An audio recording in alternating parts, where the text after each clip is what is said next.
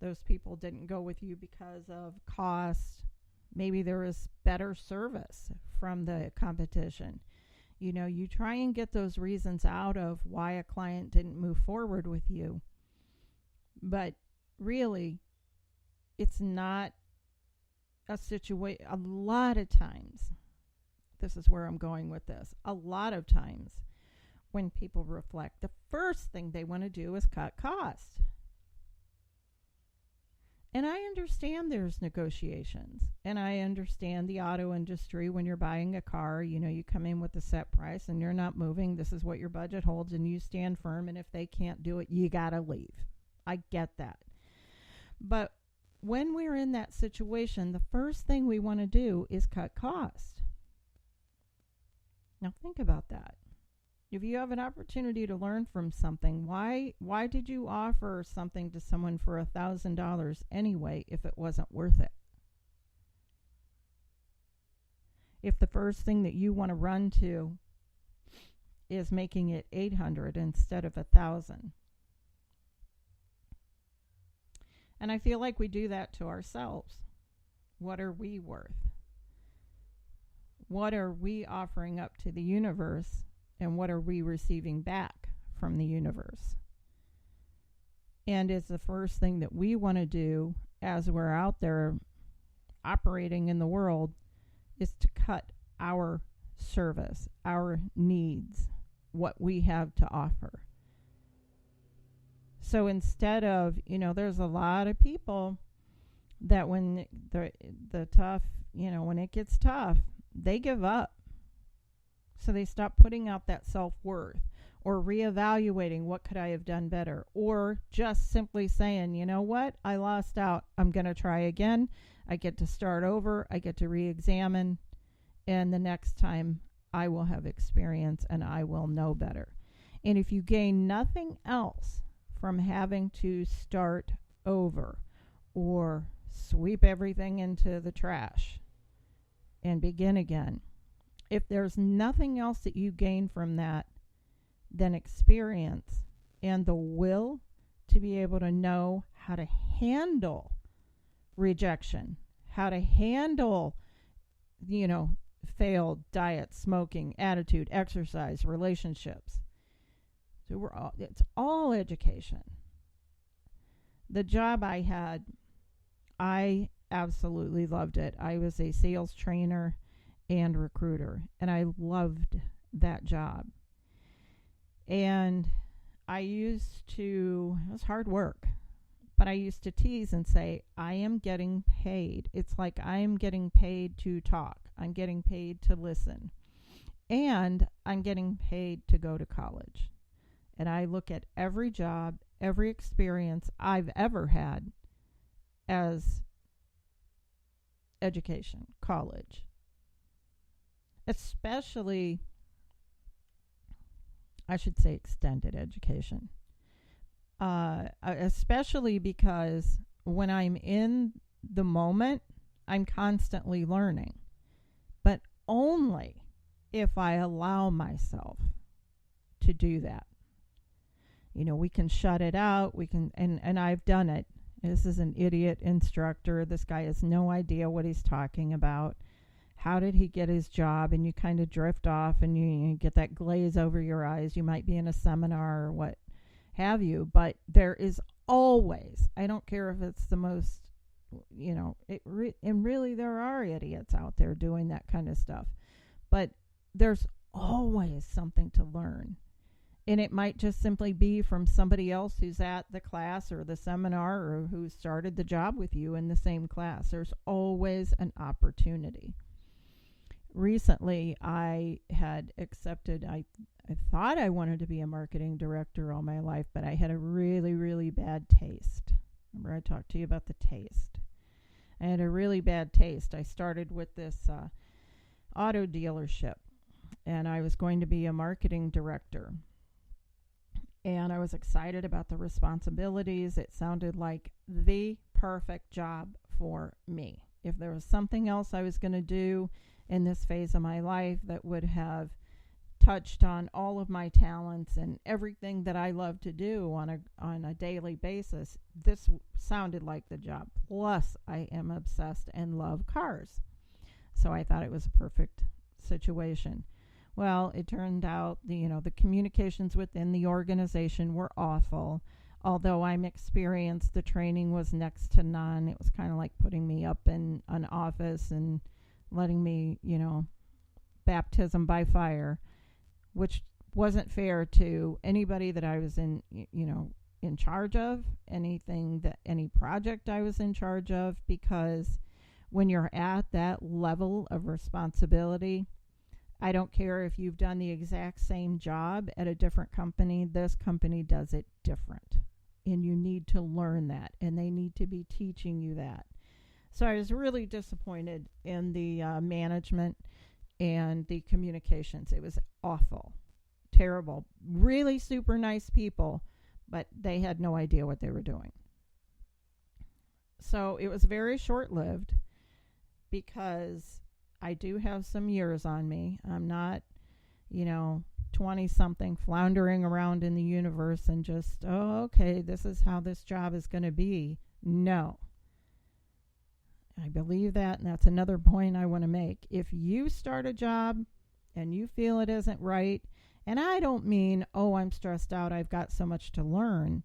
I'm talking about if you start seeing a lot of holes, and cracks in the foundation of them communicating with departments, with each other, you got to go. Why would you waste their money or your time? And that's my recommendation, because it was the best thing that I did. Yeah, it was scary, but I needed to do it. And I needed to cut the tie. I cut it in 2 weeks because I could see that within those couple of weeks, the management was making excuses as to why they weren't doing what they were supposed to be doing with me as a new hire. And when they're already making excuses and you're hearing feedback from other employees, you got to go. I mean, unless that's your cup of that is not what I'm about. I'm too experienced and to put up with that. I have a level of patience. And as long as you eventually do what you say you're going to do, I'm okay with that. But just stop telling me you're doing something that you're not going to do. It's not okay with me. And that's fine. Somebody else probably took the job very shortly after, and everybody's happy. I'm happy. I'm doing what I'm supposed to be doing, but I knew that wasn't right for me. So I had a little bit of another start over, do-over, brush yourself off. While I was there was a woman that worked across the hall from me. And one day she just starts spilling, and she just starts telling me all of this stuff. And how neglected this department was that she worked in. And I said, how long has this been going on? She's like 5-10 years. And I'm like, shaking my head like, you must really like the people here. And we do that. We think we are not worthy of going somewhere else. We think we are not worthy of a better situation because bad becomes what they call your new normal. So I talked to a couple of people, and because I felt that they, as employees, were being taken advantage of. And it was shortly after I had left that my friend that works there told me major changes were made. So I looked at that as why maybe, I'm not being egotistical, But maybe that's why I was put there for that short period of time, to have that conversation with her, to make someone else's life better. Because we just don't know. So that's what I'm talking about when you feel like you're in those idiot realms and those situations and those horrible seminars and that kind of thing. Really look around the room. Read the room. And it may be simply the vibe that you should be picking up on. I remember I used to tell my girls when they were going to school, a horrible teacher is an example of what you never want to be in life. Bullies, kids that you see picking on you or someone else, that's an example of who you shouldn't be. And I want you to think about how bad you felt so that you never do that to anybody. So there's always learning situations that we're presented with. So getting back to, this whole business side of things with the car and scrapping things and staying up all night and trying again, there were, a couple of names that were rolled out in this show last night. For example, Rolls-Royce. Royce was the creator. Rolls is the guy with money. And they thought about Royce Rolls, but they decided that the one guy said, I was thinking Rolls-Royce, and the rest is history. How things are named, Mercedes-Benz, I believe that was the guy's niece or something. But there's history there in how these things that we take for granted every day, these are some top-line cars, as we all know. They're only for the elite, the wealthy, the rich, and that was intentional, even way back then. And I found that completely fascinating, where you have the nerve, the strength to say, this is different. I'm charging this price point. And here's why. So when you have these, opportunities where you say, okay, I'm going to start over. It's a new beginning. What can I bring with me to this experience?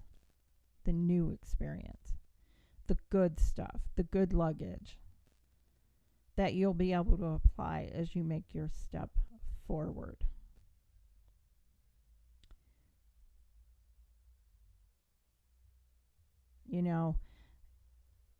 As we find ourselves in these, I don't know what to call it, crazy times.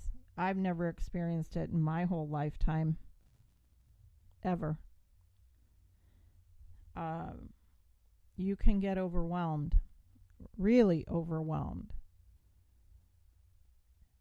And from experience, I highly urge you not to. Remain focused. Distractions are part of the plan. That is something that, you can find, happening throughout history, in the Bible, in history books. If people get distracted, if you get distracted from your goal, if you get distracted, while at work, if you get distracted while working out, those are the things that will cause you to not get there.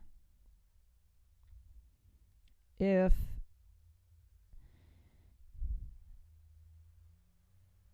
the runner in sports, if the runner going down the track, I'm always fascinated by these people too. I was never able to do that. I didn't do track. I didn't do cross country. But they run, and this is what they do for a living every single day. Most of them. I know when my kids were in school and they took track or cross country, they had practice every day. In the rain, in the snow. but it's called a track when you're, inside the stadium. If you just